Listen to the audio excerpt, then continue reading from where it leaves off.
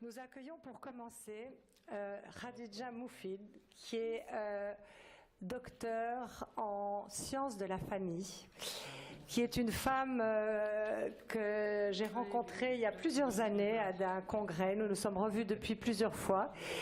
Et Khadija est une infatigable combattante pour la femme et la famille, pour la mère, et elle est vraiment aux confins de la tradition et de la modernité ici au Maroc. C'est une personne très profonde et qui a mené énormément d'études sur ce sujet. Elle va nous parler aujourd'hui peut-être plus d'elle-même, comme elle me l'a dit. Et moi j'ai une présentation si vous voulez. Qui vit en Colombie depuis de nombreuses années, où il est très investi comme professeur et chercheur. Benoît est directeur de projet pour Asso Damas, qui est une association des Premières Dames de Colombie et qui est membre de MMM. Alors, il est très investi dans le rôle des femmes pour le développement et pour la paix, et a créé un observatoire pour la paix où sont étudiées particulièrement les femmes dans ce pays où la guerre civile a duré longtemps et où le processus de paix est en cours. Donc merci Benoît d'être avec nous et merci de nous parler de ce qui est fait là-bas.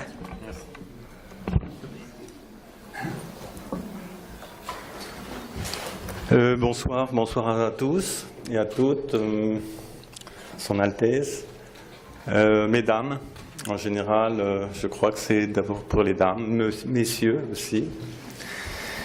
Et pourquoi un Français en Colombie et féministe comme moi peut travailler dans ce... C'est une longue histoire. Je vais essayer de faire court parce qu'on n'a pas beaucoup de temps. Mais il y a une chose qui est importante, c'est connaître, je ne vais pas parler beaucoup du contexte colombien, même s'il est très peu connu ici et l'Europe ne regarde pas en Colombie.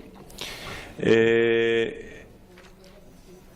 on a signé un processus de paix, mais pour l'instant, il n'y a que le processus. Nous sommes en post-conflit. Et les choses ne sont pas gagnées du tout. On va vivre une élection où la paix est entre les mains des candidats. On en est là. C'est très difficile. La situation est très complexe. Ce serait très difficile de l'expliquer pourquoi et comment, mais de toute façon, comme on en a parlé longuement aujourd'hui, qui sont les victimes? Et ils ne sont pas les actrices de ce conflit, ce sont les femmes et les jeunes filles en général. Pourquoi je suis arrivé en Colombie à défendre, je dirais, et essayer de trouver des solutions, parce que je crois que c'est aujourd'hui l'objectif du Congrès.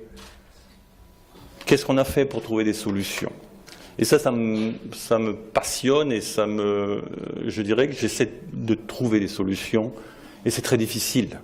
Aujourd'hui, on a parlé beaucoup de témoignages, aussi douloureux les uns que les autres. Mais comment on peut faire? Alors, c'est ça qui me passionne et plus que passionne, qui me terrorise. Et comme on m'a présenté, j'ai touché à beaucoup de choses et entre autres j'ai une formation plutôt de gestion et dans la gestion, dans le management, et le management on parle plus de trouver des solutions pour changer les comportements des ouvriers, des employés face à une restructuration. C'est-à-dire que comment on peut changer les comportements? Parce que c'est ça, on parle de mauvais comportements, que ce soit des hommes, ou que ce soit des mères. Mais comment changer ces comportements? On parle de la toute jeunesse, des premiers mois dès la naissance. Mais bon, c'est vrai qu'il faut travailler dès la naissance. Mais bon, on a besoin de résultats. Dans un processus que nous vivions dans le post-conflit, on ne peut pas attendre et des générations et des générations. comment nous, qui vivons à ce moment, on peut contribuer à trouver ce changement. C'est pour ça que je t'ai fait cette question. Qu'est-ce qui a déclenché ce changement? Et c'est pas facile. Ce n'est pas facile du tout. Et cette violence des femmes en Colombie est très, très grave parce qu'on vit d'un conflit, depuis 60 ans. En 1948 a démarré le conflit en Colombie, un conflit interne. Et puis on vient de signer, il y a 2 ans, je dirais, un processus de paix à travers la plus vieille guérilla au monde, avec 10 000, on dit 10 000 hommes, qui en fait sont composés de 80% de femmes, guérilleras. Et en même temps, la violence qui est faite aux femmes en Colombie est plus importante dans leur foyer que par cette guerre. Quand on voit les chiffres, et je ne vais pas vous les donner, mais on tourne autour de 85% des violences faites aux femmes. Qui est victime? La jeune femme en âge de puberté, en général, qui commence à 12-13 ans, et toute cette période d'adolescence, 85% des femmes qui sont victimes de violences sexuelles sont principalement à cet âge-là. Alors, comment on peut comprendre et accepter cela? Quand on voit qu'un pays en conflit, en fin de compte, les victimes, ce n'est pas forcément les victimes, même s'il y a 4 millions, plus de 4 millions, c'est-à-dire 20% des femmes sur un pays de 48 millions, 4 millions des femmes, 50% de femmes, ont été victimes d'un déplacement. Mais ce qu'on s'aperçoit quand on refait des recherches et qu'on regarde où sont les victimes, les victimes, ce sont les jeunes femmes, et en général, victimes d'une violence intrafamiliale et principalement sexuelle. C'est le résultat. Et face à ça, on a des difficultés d'en parler plus, parce que je crois que c'est ça, le résultat. Alors, comment nous, on peut travailler? Je vais raconter rapidement comment je suis arrivé à cela. J'étais plutôt intrigué par le mouvement nouveau qu'il y a eu après les années 2000 de la responsabilité sociale. Après, on a parlé de l'innovation sociale. Et puis, je suis intrigué de cela parce que je me suis dit, peut-être que par là, on peut trouver des solutions. Bon, l'innovation sociale, bon, pour pas rapidement, c'est de trouver des solutions à des besoins sociaux, en général, non satisfaits. Et il y a de nombreux besoins non satisfaits. Et quand on étudie un peu où sont les besoins non satisfaits, ben, on retrouve les femmes en priorité. D'un autre côté, j'ai rencontré une femme qui s'appelle Marta Alonso, qui, il y a 5 années auparavant, avait démarré un projet de construire ou trouver des solutions aussi, mais en construisant un abri, mais pas un abri, un lieu de rencontre pour les femmes, pour qu'elles puissent parler, ne serait-ce que parler. Là, on parlait d'un de tes principes, il faut parler. C'est très difficile de parler quand une personne, et surtout une femme, a subi un problème, elle ne peut pas parler. Et même entre elles, elles ont perdu l'auto-estime, comme tu dis, et aussi elles perdent la confiance en elles-mêmes, mais aussi de parler à une autre personne. Donc c'est impossible. Et de rompre ce que tu as réussi à rompre par le témoignage antérieur, très peu arrivent à le faire dans tout ce que j'ai pu connaître. Donc, elle a réussi à construire ces maisons. Mais bon, on s'est rencontrés parce que je travaillais sur l'innovation sociale et elle construisait des maisons. Et puis il y a une histoire que je racontais à mes élèves, et c'est une histoire je dirais, fictive. Mais je vais la raconter en 2 minutes parce que cette histoire m'a changé. Et je vais la raconter. J'en ai pas pour longtemps. C'est quoi cette histoire? Je la racontais toujours à mes élèves ou à mes femmes. Mes femmes, quand je parle de mes femmes, c'est toutes les femmes victimes avec qui je rencontre. Et je raconte cette histoire. C'est l'histoire d'une femme, une jeune femme, qui vient d'être mariée. Et elle décide de traverser la rivière pour aller rencontrer son amant. Très, très contente d'aller rencontrer son amant parce que son mari la délaisse et va toujours au travail. Donc, elle décide, dès qu'il est parti, d'aller traverser la rivière. Et, après avoir passé un bon moment avec son amant, décide, avant que son mari rentre, de repasser la rivière. Mais, sur le pont, pour passer la rivière, un fou l'interdit le passage. Il nous dit: tu ne passeras pas, sinon t'arriveras des choses.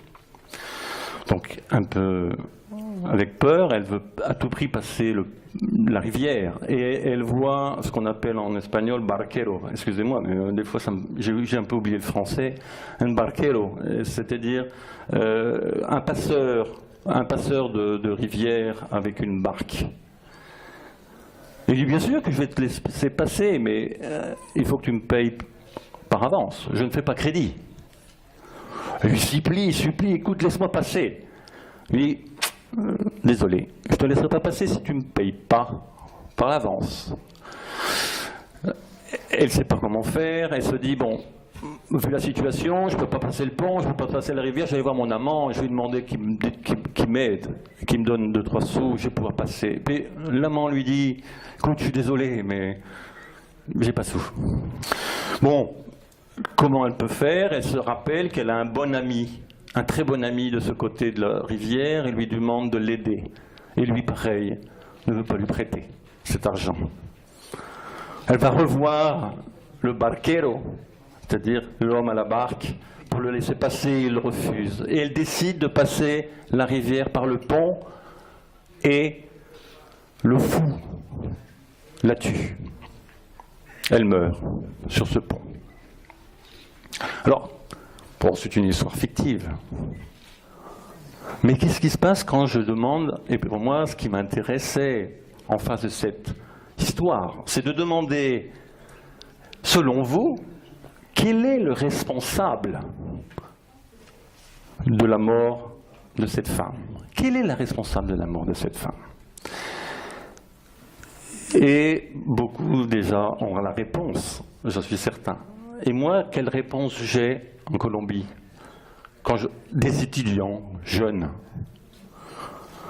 plus de 9 fois sur 10, on me dit que c'est la femme. C'est la femme. Pero sin vergüenza, comme on dit en espagnol. Comment elle a pu rendre cocu son mari? Ou comment est-ce possible qu'elle était mariée? Ou comment ça se fait qu'elle est partie sans prévoir?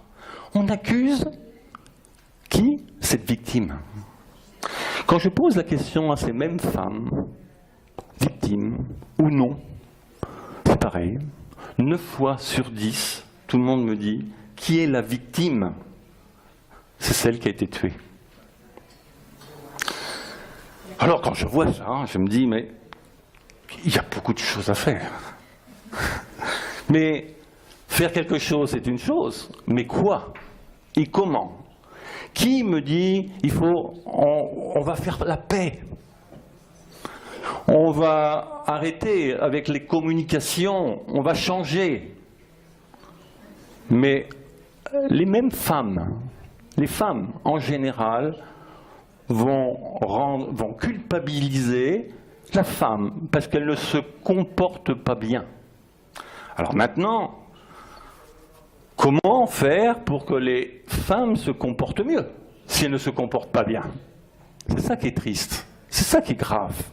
Parce que comment on peut faire pour qu'une femmes se comportent mieux. Ou, j'ai entendu depuis ce matin dire, comment faire pour que ces sinvergüenza, ces sans honte d'hommes, changent de comportement? Parce qu'on vit ensemble, quand même. Alors c'est là que j'essaie de travailler dans cette association. Pourquoi? Parce que je me retrouve avec un grand laboratoire. Un pays en conflit depuis 60 ans. Dans un processus de paix où le post-conflit n'est vraiment pas gagné. J'espère que les nouvelles ne vont pas aggraver les choses. Mais aussi avec un espoir d'avoir réussi à travers une amie qui a réussi à vendre, parce que je dis bien vendre, l'idée de construire des petits centres où les femmes peuvent parler. Mais pourquoi elle a réussi, elle, à vendre à des mairies, à des municipalités qui puissent investir un peu pour pouvoir construire un toit pour que les femmes puissent, je dirais, parler. Et de là, elle a trouvé un mécanisme dans le sens où il y a un appui financier de la mairie, en invitant le public à construire une maison. Et cette construction de maison, c'est un centre de 250 mètres à 300 mètres carrés qui permet, pardon, je suis un peu parti de 250 mètres carrés ou à 500 mètres carrés, qui permet d'avoir un auditorium et trois salons de formation. Aujourd'hui, on a 15 centres de formation. 15 centres, c'est énorme. Mais quoi faire dans ces centres? Et de là, on a décidé de construire un centre systémique. On vient me dire que j'ai 5 minutes, il me reste 5 minutes, et j'ai beaucoup de choses à dire, alors je ne vais pas pouvoir le dire. Alors j'allais plus vite. On construit 3 choses principales. Pourquoi? Parce que comment peut-on arriver à avoir un changement? C'est ça la difficulté. Et le changement de quoi? De comportement. Comportement des hommes, comportement des femmes. On vit ensemble, on cherche la paix, mais on ne vit pas dans ce milieu. Pourquoi? Là, on est de l'autre côté de l'Atlantique, on retrouve la même chose qu'ici au Maroc, ou même en Belgique, comme on vient de dire. Alors comment faire? Je pense que c'est plutôt quelque chose de systémique que nous devons changer. Qu'est-ce qu'on entend par systémique? Ce n'est pas une chose. C'est, je dirais, un développement qui fait que quand nous n'avons pas cette sécurité, tout se dérègle. La famille se dérègle et je dirais les liens se dérèglent. Et là, je vais partir sur un phénomène de solution. Nous travaillons sur comment retrouver ces liens. Les femmes victimes, en général, quand elles sont déplacées, nous avons eu quand même 4 millions de déplacements forcés. En général, elles se plaignent qu'elles n'ont plus ces liens traditionnels. C'est-à-dire qu'une situation conflictuelle rompt les liens. Les nœuds n'existent plus et les différents liens n'existent plus. Et en général, quand on reconstruit quelque chose, la femme n'a plus confiance. C'est la confiance que je disais à l'introduction. S'il n'y a plus confiance, comment je vais reconstruire des liens? Parce que j'ai besoin d'un minimum de confiance. Donc, on appelle cela le capital social. Et ce capital social, c'est ce que doit reconstruire un pays ou un territoire qui a perdu confiance et qui est en conflit. Alors, en face de ça, comment faire? À partir de là, on développe une dynamique de construire capital social avec les femmes. C'est-à-dire qu'une technique de travail de groupe, on a oublié de travailler ou d'être ensemble. Qu'est-ce que c'est? On essaie de construire des petits noyaux de femmes, et de là, avec ces petits noyaux de femmes, elles peuvent avoir un objectif en commun. seulement un objectif en commun. Et qu'elles arrivent à avoir un lien relationnel. Pas se distinguer, simplement. Je sais comment tu t'appelles, mais se connaître. Une fois qu'on a un point en commun, on se connaît, on arrive à ce qu'on appelle interactoire. C'est-à-dire qu'on arrive à trouver une action pour pouvoir obtenir ce lien commun. À partir de là, on arrive à construire un noyau. Et ces noyaux relationnels permettent de reconstruire un tissu qui, je suis certain, nous en sommes là, permet de retrouver confiance et permet de trouver des solutions. À partir de toutes les solutions que tu venais de dire sur ces 4 thèmes sur lesquels on peut reconstruire. Mais comment reconstruire? Comme on a perdu la foi d'avoir une relation saine avec quelqu'un, on connaît que la victime n'a aucune autoconfiance. Comment elle va faire? Sortir ce moment de changement, tu l'as eu sans doute parce que tu étais entre 2 sociétés. Une société belge, sans doute, peut-être, qui t'apportait une sorte de sécurité et de lien. Mais quand on vit, on est né en campagne, en Colombie, où depuis sa grand-mère et son arrière-grand-mère, sans doute, vivaient dans le conflit,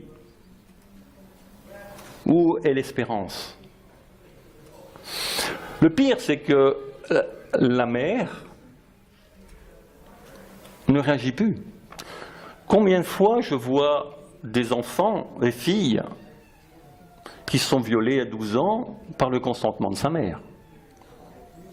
Comment est l'état de la mère quand une mère accepte que sa fille se fasse violer par son beau-père? Pourquoi?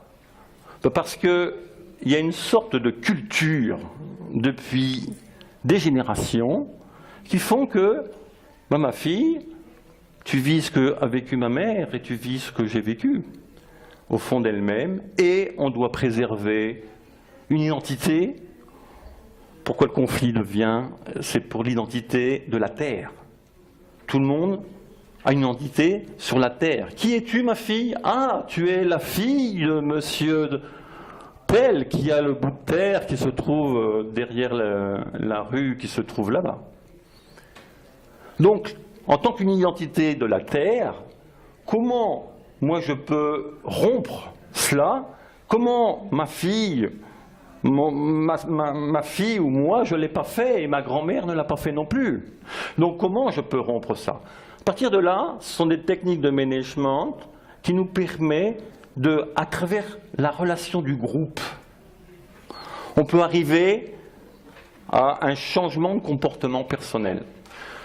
Ceux qui travaillent les entreprises, ceux qui ont travaillé en entreprise, comment vous voulez changer un comportement qui n'est pas sain pour l'entreprise? Parce que bon, il n'a pas forcément un bon comportement pour l'entreprise. Il n'y a pas 36 façons. Pourquoi les sociologues ou psychosociologues ont travaillé l'entreprise? Parce que c'est l'entreprise qui a l'argent pour pouvoir aider, je dirais, qui a l'argent pour pouvoir aider l'entreprise à changer, je dirais, le comportement de son personnel. Dans le milieu social où nous sommes, nous, où la violence faite aux femmes, où est l'argent? L'argent n'intéresse pas le changement de comportement. Et au niveau politique, à qui aide vraiment ce changement? C'est triste. Mais où nous en sommes là? Comment faire pour changer? Et là, il y a une solution à travers la technique de groupe, la relation, le lien social. On peut reconstruire le capital social. À partir de là, on travaille ce capital social, on travaille la formation, la sensibilisation sur tous les thèmes que vous avez dit, donc je ne vais pas répéter. Et en même temps, on a construit un laboratoire. Nous avons un gros problème en Colombie, c'est que les maires sont élus pour 4 ans et ne peuvent pas être réélus une deuxième fois. Donc au bout de 4 ans, pour éviter que l'opposition prenne tout ce que j'ai fait, on efface tout. On efface tout. Pourquoi on ne peut pas réélire un maire? Pour le problème de corruption. Donc on a un système où tout s'efface tous les 4 ans. Tout le travail de construction de tissu social s'efface. À partir de là, comment faire? Construire un laboratoire qui permette de garder la mémoire historique de la femme. Parce qu'on ne veut pas qu'elle garde cette mémoire historique. Parce que quand on change, tous les 4 mois, eh ben, on ne peut pas changer parce qu'on a besoin de références. Et de là, on travaille là-dessus.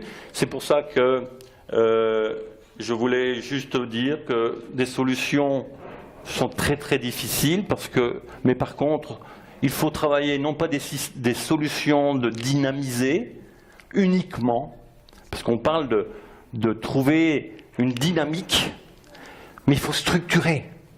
Si on n'a pas de structure pour pouvoir gérer le changement, ben on n'y arrivera pas. Une personne qui arrive à structurer son changement, pourquoi il y arrive? Parce qu'il sait où il va, il sait d'où il vient, et il décide de changer. Ça, c'est structuré. Si je ne sais pas où je vais, si j'ai oublié d'où je viens, comment je peux changer? C'est la réflexion que je voulais dire, mais il y a beaucoup de choses à dire encore. Bon, je crois que merci pour le temps. Il y a plein de choses à dire, mais merci pour vous.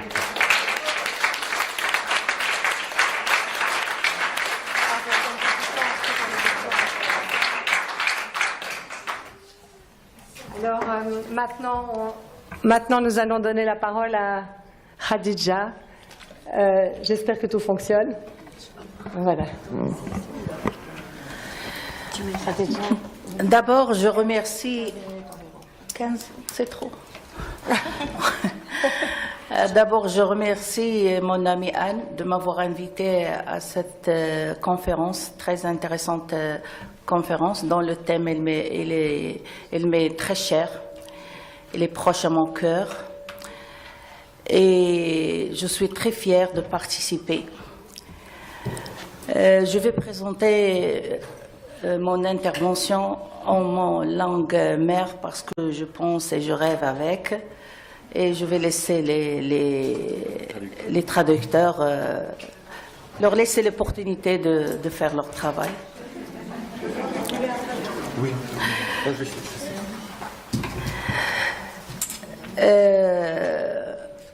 Anne m'a demandé de partager mon expérience avec vous et j'ai choisi de partager mon expérience par deux volets, le volet de la conscience et le volet de la pratique. بالنسبة لي الأمومة يعني هي في حد ذاتها تعبر عن العمق الإنساني لأن الأمومة ترتبط برحم المرأة والإنسان تبدأ حياته من داخل رحم المرأة ومن أول ما تقع النطفة في رحم المرأة تتحول المرأة الأم إلى جدار للحماية والأمن والسلم. إذن فالأمن والسلم والحماية تبدأ من داخل كيان المرأة، لذلك تختلف علاقة المرأة بالعالم عن الرجل. ففي الوقت الذي الرجل تكون علاقته بالعالم خارجية وتبدأ علاقته بالإنسان بعد ولادته، المرأة والأم تبدأ علاقتها بالإنسان قبل ولادته. فإذا كان الفرد يحتاج إلى هذه الأمومة فذلك لعدة أسباب. السبب الأول أن الإنسان حينما ينزعج يحتمي بحضن الأمومة، وعندما يقلق يبحث عن السكينة في حضن الأمومة، وحينما يخاف يستنجد بحضن الأمومة. إذن الإنسان سواء كان فردا أو جماعة من أجل الأمن والسلام فهو يحتاج إلى رعاية الأمومة. بالنسبة لي من ناحية الإدراك العالم اليوم يحتاج إلى صوت الأمومة، إلى حركة الأمومة، إلى موقع الأمومة في القرار.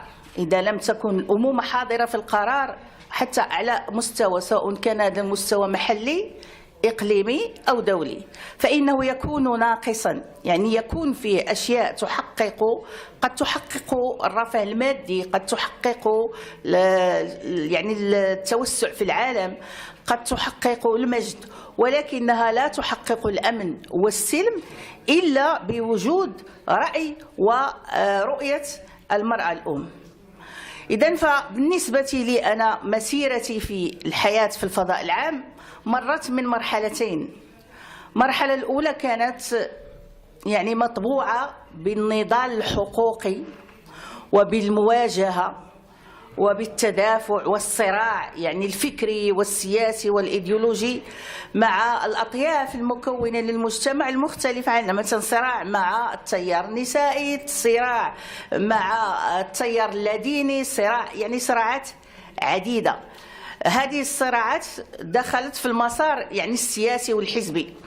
بعد ذلك اكتشفت بأن هذا العمل يعني العمل الحزبي هو يبني تخندقات ويبني طوائف ويبني صراعات، وفي الآخر هذا المجد لا يرجع للإنسان في عمومه، وإنما يحقق مجد فئة صغيرة.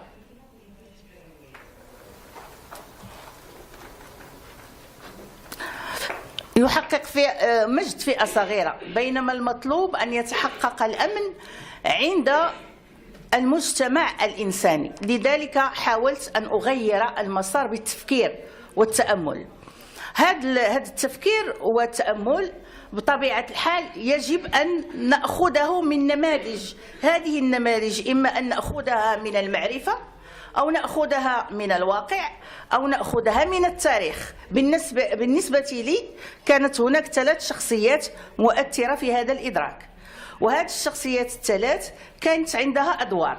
هذه الأدوار واحدة عندها دور في بناء المجال المعرفي الذي به يبدأ التصحيح والصلح مع الذات، والثانية هي في المجال السياسي، يعني كأم في موقع القرار، زوجة ملك، كيف ساهمت في السلم على المستوى المحلي وعلى المستوى الدولي في عقد اتفاقيات السلام. والشخصية الثالثة هي ليست شخصية امرأة وإنما شخصية رجل. هذا الرجل الذي كرس حياته للمشاطرة، يعني لو بارتاج، يعني كل رؤيته مبنية على الاقتسام والمشاطرة.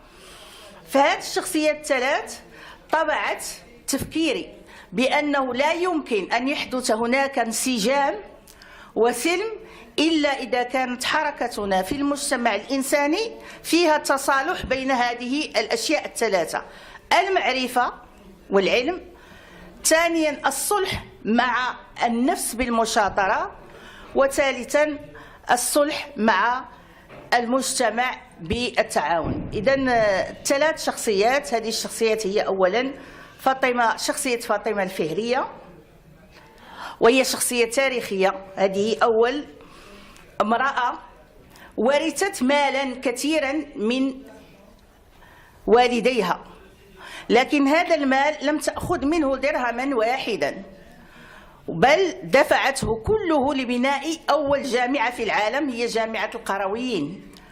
المعنى الذي أخذته أنا من هذه المرأة هي التحرر من ما أملك ماديا، أتحرر منه في قلبي لكي يكون للمجتمع الإنساني يحقق السلم.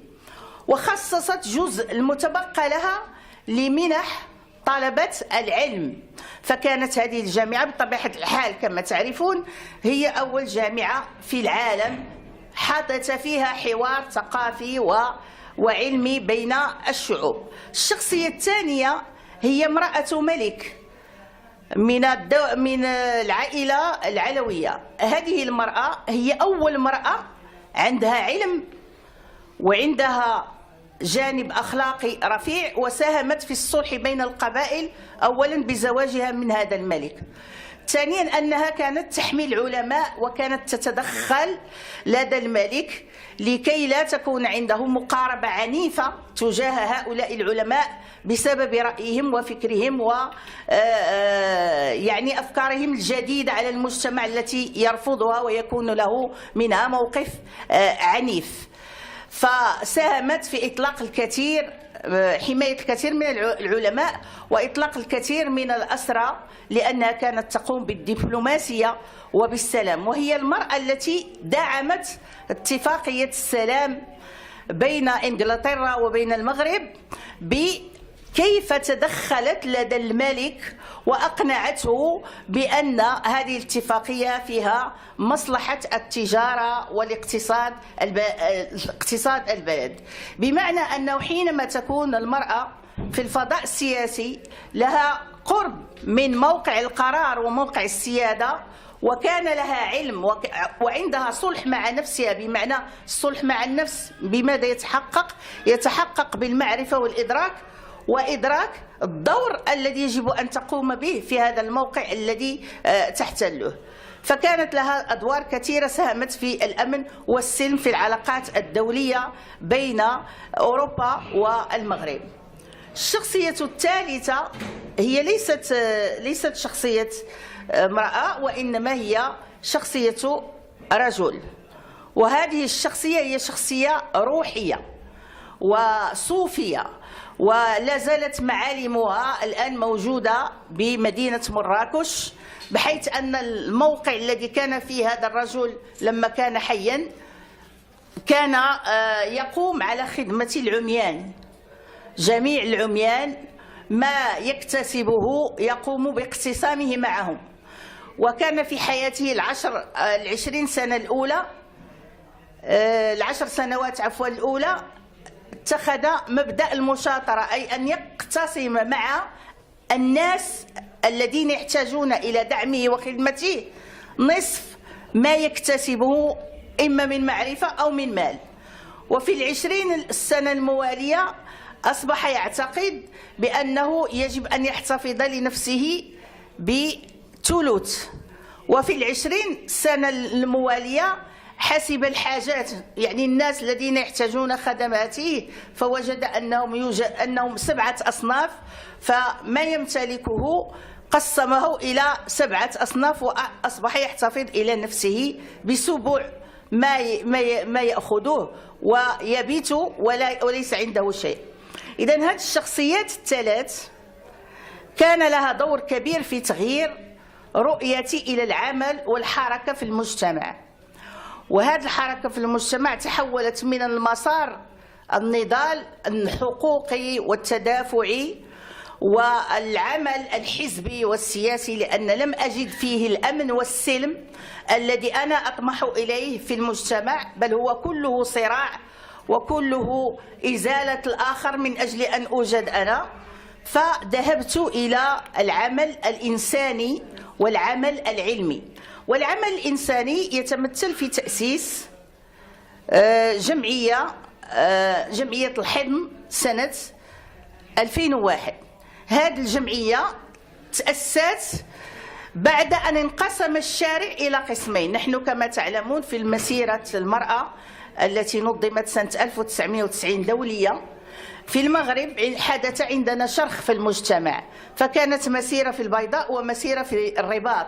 مسيرة في البيضاء فيها النساء المناضلات، يعني الذين يناضلون من أجل حقوق المرأة، والمسيرة في الرباط خرج فيها العلماء ووراءهم النساء الذين هم محافظون ويخافون من كل تغيير ومن كل تقدم للمرأة، لأنه سيمس بطبيعة الحال مصالح الرجل. فكنت أنا في هذه المسيرتين محايدة، لم أخرج لا في مسيرة الرباط ولا في مسيرة البيضاء، لأن بالنسبة لي هاتين المسيرتين خلقا شرخا في البلد، وأن الأصل هو أن تكون المواطنة تجمع الناس على مشترك وليس أن يتفرقوا على قضية. فأسست هذه الجمعية من أجل أن نخرج من هذه البؤرة، وأن يدخل لهذه الجمعية كل من يريد أن يخدم الإنسان في بلدي. فطرحت سؤال: من هو الأحوج إلى الخدمة؟ إنهم النساء، ولكن من هي المرأة التي في وضعية معاناة؟ فكانت بالنسبة للأرملة هي أول امرأة في وضعية المعاناة. فحاولت أن أؤسس لمبدأ، هذا المبدأ هو الوساطة المجتمعية، لا ميدياسيون سوسيتال. هذا هو الأصل الذي بنيت عليه المشاريع. فأطلقت مجموعة من المشاريع، هذه المشاريع تتمثل في مجموعة مبنية على مبدأ الوساطة المجتمعية، لا ميدياسيون سوسيتال، الحوار الأسري، لو ديالوغ فاميليال، ومن أجل تمكين للأمن والسلم الاجتماعي. فكانت المشاريع هي كالتالي، سأسردها عليكم لأن الوقت لا يسمح. ابتدأنا بمشروع كفالة اليتيم لأنه هو الأحوج إلى أن يدعم وأن يهتم به، لأنه عنده معاناة أكثر من الإنسان الذي عنده أمه وأبوه. فحاولنا أن تكون الجمعية أما لهذا اليتيم. فابتدأنا ب10 في سنة 2001 ووصلنا الآن إلى 1126 يتيم تقدم له خدمات تأطيرية تربوية اجتماعية ومادية من أجل أن يستكمل دراسته ويندمج في المجتمع. المشروع الثاني كذلك ملتقى، أطلقنا ملتقى الحوار الأسري الذي اليوم هو في دورته الخامسة، والدورة الرابعة كانت حول أن الأبناء هم الاستثمار الجيد الذي يمكن أن نستثمر فيه كل معاني الأمن والسلم. ويعتبر هذا الملتقى ملتقى يجمع الكثير من الأسر والمدربين والأطفال والمراهقين حتى يكون هناك أمن وسلم اجتماعي داخل هذه الأسرة. المشروع الذي يليه هو أننا حاولنا أن نحد من العدوان والعنف النفسي على المرأة العاملة في الفضاء العام، وقمنا بمجموعة من الإنتاجات الفكرية في هذا الباب والمذكرات الاقتراحية.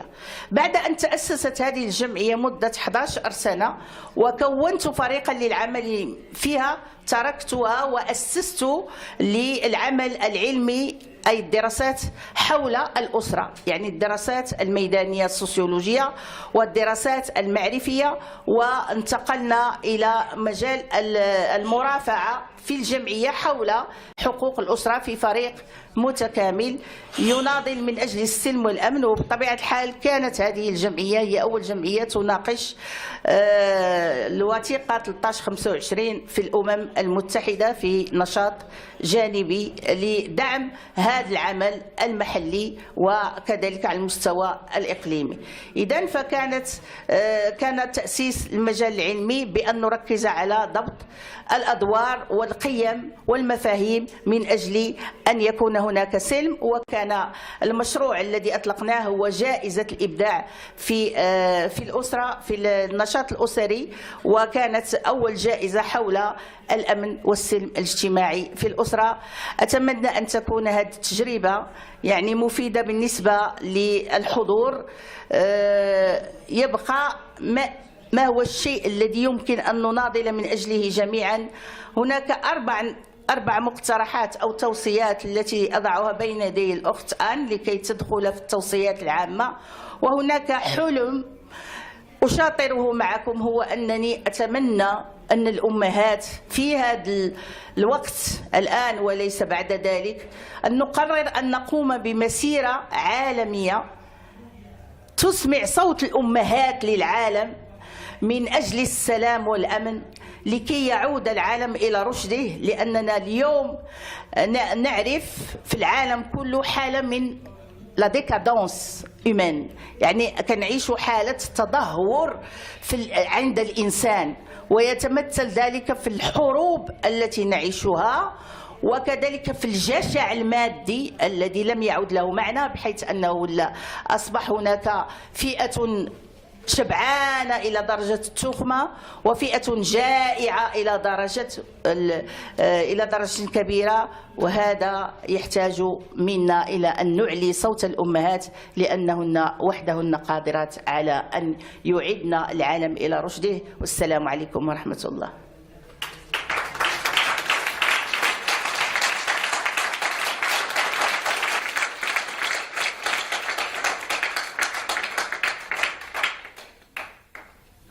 Merci beaucoup, Khadija, pour ce témoignage. Merci vraiment. Maintenant, je voudrais présenter Sidibé Kadidia Kissé, qui vient du Mali et qui travaille avec Care International, ou là-bas au Mali, où vous êtes engagés aux côtés des femmes et des filles en difficulté. Vous concevez et vous mettez en œuvre des programmes pour le développement, le leadership des filles et la protection des enfants, l'autonomie des femmes et des filles. Et je pense que vous allez nous raconter votre expérience de terrain avec les programmes qui sont mis en œuvre là-bas. Je vous remercie beaucoup d'être venu jusqu'ici pour nous parler de tout ça.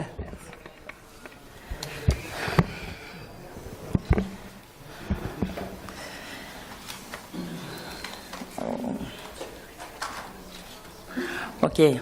Madame Son Altesse Royale, la princesse Esmeralda de Belgique, la présidente de MMM et de tous les membres qui sont ici dans la salle, chers collègues de Care Maroc, bonsoir, chers participants et participantes. Je prends la parole au nom de Care International au Mali pour partager une expérience du Mali de façon particulière. Et avant de terminer, je pourrais aussi effleurer un peu ce que nous faisons de façon globale au niveau de l'Afrique occidentale. En fait, juste pour vous situer, le Mali est un pays enclavé, un pays en développement, situé en Afrique occidentale et qui a des frontières avec 7 pays, dont l'Algérie, la Mauritanie, le Sénégal, la Guinée, la Côte d'Ivoire, le Burkina Faso et le Niger.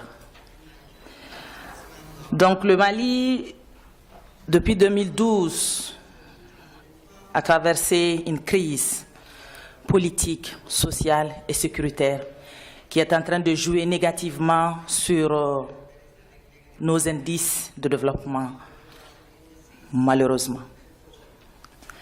Et les femmes qui constituent environ 51% de cette population, qui tourne autour de 18 millions d'âmes, constituent non seulement des acteurs, mais des victimes de cette situation. Et donc, pour ce qui concerne Care Mali, pour aider les femmes à sortir de ce gouffre en tant qu'actrices et non participantes, a mis en place une approche dont mes collègues Halima de Care Maroc en a parlé. Depuis les années 2000, en fait, Care a initié une approche qui constitue notre porte d'entrée aujourd'hui dans le cadre du développement. C'est l'approche avec les associations villageoises d'épargne de crédit. Ça, c'est notre porte d'entrée. À partir de cette porte d'entrée, les femmes sont appuyées pour s'organiser, basées sur les liens sociaux, les liens de cohésion au niveau des villages, au niveau des quartiers. Les femmes sont organisées en groupements d'épargne de crédit et sur la base de ces organisations, elles se constituent en réseau. Aujourd'hui, nous avons des réseaux au niveau village, nous avons des réseaux dans les quartiers, nous avons des réseaux au niveau communal, nous avons des réseaux au niveau des districts et même au niveau régional.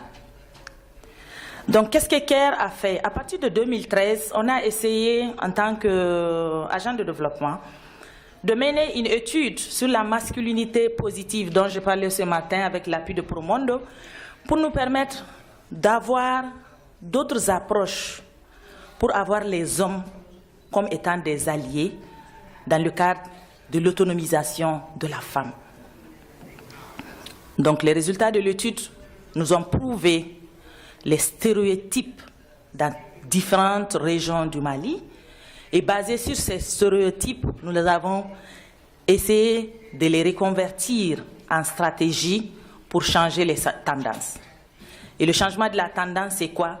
Ne pas avoir les hommes et les garçons comme étant nos adversaires, mais beaucoup plus comme des alliés pour la promotion de la femme. Et dans ce sens, on a développer des approches qui vont du dialogue au niveau familial, le dialogue de couple.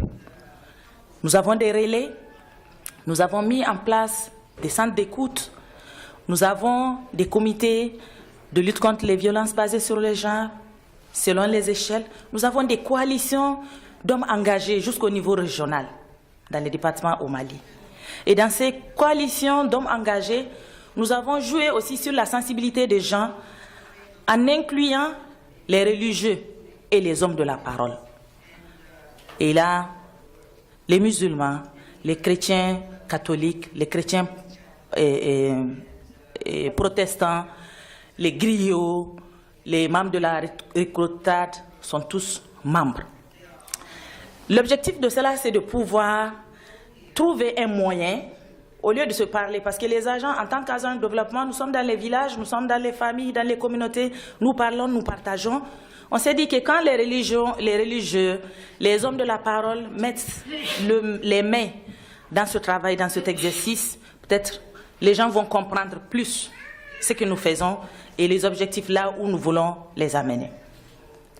Donc ça, c'est un peu ce qu'on a essayé de constituer, parce que dans le contexte malien, nous avons pu travailler avec plus de 300 000 femmes de 2000 à 2017. Donc, il y a vraiment une base constituante. Et ce qu'on a fait aussi, c'est de voir tous les acteurs qui travaillent d'une manière ou d'une autre avec les femmes dans le pays, comment est-ce qu'on peut se mettre ensemble et voir ce que les uns et les autres font de mieux pour les répliquer un peu à travers le pays.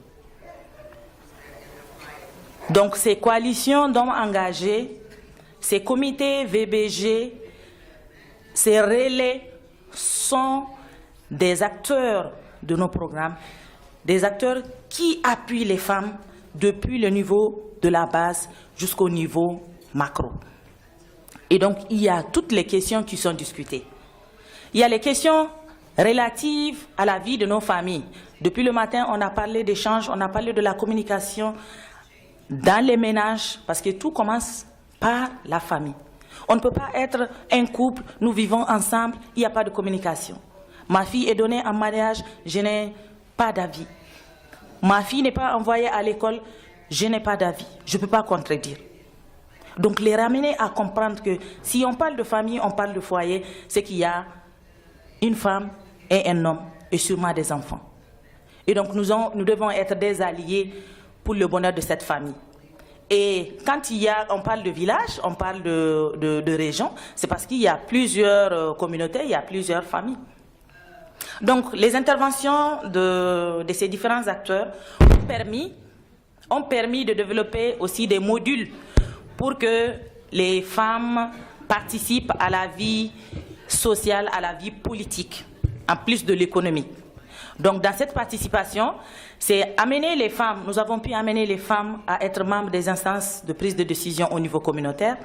Ensuite, avoir les femmes comme étant membres des structures politiques au niveau des communes, au niveau des conseils de cercle, au niveau des conseils régionaux. Donc cette expérience nous a tellement marqué que dans le processus, ce que nous avons fait, c'est d'avoir un partage entre les femmes des différentes zones. Parce qu'on a vu, après la crise en 2012, les femmes membres de ces AVEC ont été les premières à soutenir les femmes déplacées au centre. Ça a été noté par les structures étatiques. Et au nord du pays, genre à Tombouctou, ce sont ces femmes membres de ces AVEC qui ont pu soutenir leurs consoeurs pendant les périodes d'occupation, les périodes les plus difficiles pour elles, où rien n'était permis pour les femmes dans ces zones. Elles se cachaient, elles se sont donné de l'argent, elles ont pu mener des petites activités, elles ont pu subvenir à leurs petits besoins. On s'est dit qu'il fallait faire remonter cette expérience au niveau national pour attirer l'attention du gouvernement malien. Nous avons lutté jusqu'à amener le cabinet du ministère de la Promotion de la Femme, de l'Enfant et de la Famille sur le terrain pour aller voir, échanger avec les femmes. Ça, c'était l'année dernière en mai. Ensuite, Madame le ministre de la Promotion de la Femme, de l'Enfant et de la Famille s'est rendue sur le terrain dans les zones d'intervention pour aller voir ce que nous faisons. Donc, ces femmes, il y a des femmes qui ont bénéficié de l'appui du ministère à travers ce qu'elles font sur le terrain en matière d'appui Donc, comme je l'ai dit, l'économique, c'est vraiment le départ. Mais au-delà de l'économique, nous, on a dit avec plus. Parce qu'il faut commencer par quelque chose, un centre d'intérêt, et l'argent constitue un centre d'intérêt pour les femmes, surtout les plus vulnérables. Et après ça, c'est toutes les questions politiques, les questions d'implication, les questions de participation à la vie de leur communauté, à la vie de leur commune. Sachant le contexte actuel du Mali, la question de paix devient une priorité, sinon c'est une priorité pour les mères au Mali. Et là, en tant qu'organisation, on essaie d'aller au-delà du pays, parce qu'on s'est dit, ces approches, nous les utilisons au Niger, nous les utilisons en Côte d'Ivoire, nous les utilisons au Ghana, au Cameroun, au Tchad. Pourquoi ne pas créer des contacts entre les femmes de ces différents pays pour voir ce qu'elles peuvent apporter? Et c'est comme ça qu'en Afrique de l'Ouest, on a initié un projet, un grand programme, qui cible 8 millions de femmes d'ici 2020. Et pour ces 8 millions de femmes, c'est de parvenir à constituer vraiment une masse critique de femmes qui sont venues de la base pour se retrouver au niveau sous-régional pour discuter des questions des femmes. Pour le côté du Mali et du Niger, en décembre, ces femmes ont pu parvenir à rédiger, à élaborer une vision d'ici 2025 qui est partagée avec d'autres femmes du Mali, d'autres régions, pratiquement toutes les régions du Mali. Et là, on a mis à profit, à contribution plusieurs organisations, parce que pour nous, ce n'est pas un travail d'une organisation, c'est un travail collectif. Et dans ce travail collectif, plusieurs organisations œuvrent. Donc les femmes se sont retrouvées en décembre, elles ont pu identifier leur vision et à partir de cette vision, dégager les responsabilités, le rôle que chaque acteur peut jouer pour les aider dans les questions d'autonomisation de façon générale. Et nous faisons aussi, au niveau sous-régional, c'est de faire participer ces femmes de la base dans des cadres d'échange. Je représente une association des droits des femmes à caractère national, Union de l'action féministe au Maroc. Merci de nous avoir invités à ce séminaire qui est très pertinent et très important. Moi, je voudrais apporter une information à ma collègue Khadija. Elle a parlé des... Voilà, il y avait une... Pour corriger, il y avait deux marches. La marche de Rabat, qui a été initiée et organisée par les associations des droits des femmes. Voilà, tu es d'accord? Et la marche de Casa, c'était, bien sûr, comme tu as dit, avec les ulama, avec les conservateurs et les conservatrices. Et cette marche, c'est la marche, c'était l'organisation de la marche mondiale des femmes contre, sa devise, contre la violence et la pauvreté. Voilà, c'est cette marche. Voilà. La marche de Casa a été organisée pour contrecarrer la marche de Rabat en disant que les associations des droits des femmes ont marché, ont organisé cette marche pour défendre le code de la famille et pour changer le statut personnel de la femme. Or, la marche de Rabat était une marche qui s'inscrivait dans la marche mondiale des femmes, initiée par les femmes du Québec, la Fédération des femmes du Québec, et l'Union de l'action féministe en était un point focal ici au Maroc et au niveau du Maghreb. Seulement pour corriger. Voilà, il y avait un malentendu parce que les conservateurs ont mis l'accent sur le statut de personnel de la femme. Or, pour changer le statut de personnel de la femme, était parmi une revendication parmi d'autres. Parce que la marche mondiale, on a présenté un grand cahier revendicatif aux Nations Unies en octobre 2000. Et ce n'est pas 1990. Voilà. Qui regroupait toutes les revendications des droits des femmes en matière d'éducation, en matière de violence à l'égard des femmes, en matière de poste de décision et tout. Merci. بالنسبة للسؤال الأول الذي طرحته الأخت عن مشترك أظن أن من 1999 إلى اليوم في بلدنا هناك بالنسبة للمكونات المجتمع تعلمت كثيرا، تدربت على هذا الحوار وخرجت من العنف والعنف المتبادل في الحوار، وبدأت تتعلم كيف تعتقد بأن ما لديها يمكن هو وجهة نظر وليس الحقيقة، أنه الإنسان يملك هذه الحقيقة والآخر على خطأ.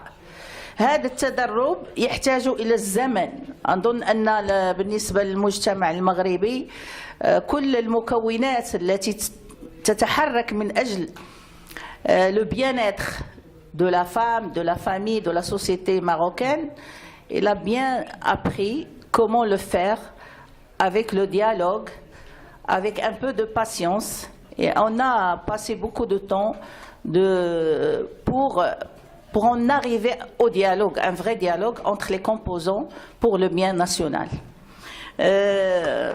بالنسبة للشرح الذي شرحته الأخت نعيمة، هذا ما قلته، يعني أن هناك، أنا بالنسبة لي كان هناك موقف ديال الحياد، لم أخرج لا مع هذه المسيرة ولا مع هذه المسيرة، لأن المشكل كان أن الفهم لا مارش انترناسيونال في البلد المغرب كان فهما خاطئا، وأدى عوض ما يؤدي إلى الاجتماع أدى إلى التفرق. ولهذا السبب أنا كنت عندي الحياد، لأن النتيجة كانت سلبية، ماشي هي النتيجة، الهدف كان سلبي، ماشي هو الهدف الذي كان مرسوما من فرانسواز دافيد اللي كانت باغا اون مارش انترناسيونال بور لو بيان دو لا فام. هذيك الانتربريتاسيون نيجاتيف سي تيل كي ما ليسي بروندر اون بوزيسيون neutre pour ne pas sortir ni avec cette marche ni avec cette marche. Merci. Bon, pour te répondre et pour dire une petite chose, c'est que, bon, je ne sais pas si j'ai été assez clair, nous avons monté 8 centres d'innovation, d'entrepreneuriat autour de ces groupes et de ces maisons qu'on appelle Casas de la Mujer. Et de là, pour répondre à la question, c'est une question de construction de politique publique. Et là, nous nous sommes rendus compte que, par exemple, dans notre pays, en Colombie, des lois, on en a partout. Alors, des lois, ils ont créé des politiques publiques. On a communiqué, vous avez des politiques publiques partout pour la femme. Ah, écoutez, la loi, on vit dans un pays merveilleux pour la femme. Mais le terrain, c'est complètement différent. Et là, on rentre dans le monde de la politique publique. Comment est faite la politique publique? Alors là, comment est faite la politique publique? Bon, en général, ils prennent des leaders. Et alors là, je voudrais parler, on a beaucoup de débats à faire comme ma voisine. On a fait énormément de marches, les marches. Mais ce n'est pas avec des marches qu'on construit des politiques publiques locales. Problème, il faut des marches. Attention, les marches aident. Mais je dirais que notre problème de construction de politique publique est un problème, mon opinion, est-ce que c'est un problème je dirais, de empoderamiento, on n'a pas ce mot en français, empowerment, de la femme, de sa capacité, de mise en capacité. Et donc cette mise en capacité, comment on peut l'obtenir si elle ne sait pas travailler ensemble? On a un gros problème. C'est qu'on a beaucoup de volonté, mais on ne sait pas travailler ensemble. Quand il y en a une qui a un peu plus de vision que les autres, on commence à jalouser. Oui. Et puis c'est le problème. Bon, la caractéristique est là. Et c'est-à-dire que l'humain ou la femme, pourquoi elle ne peut pas travailler en commun? Alors là, il y a une grosse étude à faire parce que... Et on travaille dessus. On travaille dessus. C'est-à-dire que tout va bien quand il n'y a pas d'enjeu très fort. À partir du moment où il y a des enjeux très forts, plus rien ne va plus. Et alors, quand on parle de politique publique, chacun défend son bout de gras, comme on dirait. Alors qu'est-ce qui se passe et je vais aller très vite. Je vais aller très vite parce que ça va être très difficile. Mais l'important, c'est, à mon avis, de ne pas construire des politiques publiques qui viennent d'en haut, mais des politiques publiques de la société civile. Alors comment on fait quand on n'a pas de société civile? Moi j'en suis là. C'est-à-dire que nous n'avons pas de société civile construite par des femmes. Les femmes sont totalement inexistantes dans les sociétés. Comme bien sûr qu'on a des associations de 100, 200 femmes. Quand vous les invitez, il y en a 2 ou 3 leaders. Alors là, des leaders. Hein. Mais le reste, il n'y a personne.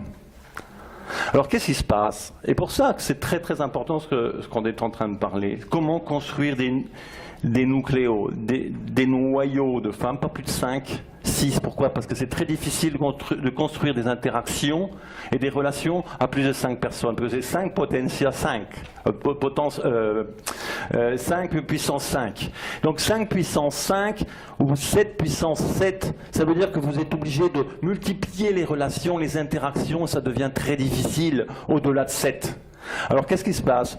Quand vous avez plusieurs noyaux, les noyaux entre eux commencent à construire. Quand vous avez un même objectif en commun, vous construisez une société civile comme une action. Mais là, une action pour une politique publique construite par la société civile. Bien sûr, il y a le rôle de l'institution publique qui doit faire son analyse. Mais en tenant compte de la participation publique. Sinon, c'est impossible de construire une bonne politique publique qui fonctionne. Parce que pour construire des politiques publiques qui ne fonctionnent pas, alors là, il y en a énormément. Merci. Je voudrais juste ajouter une petite chose. Si c'est difficile de faire travailler des femmes ensemble, je ne sais pas, peut-être. Je pense que faire travailler des mères ensemble, c'est probablement beaucoup plus facile. Voilà. Mouvement mondial des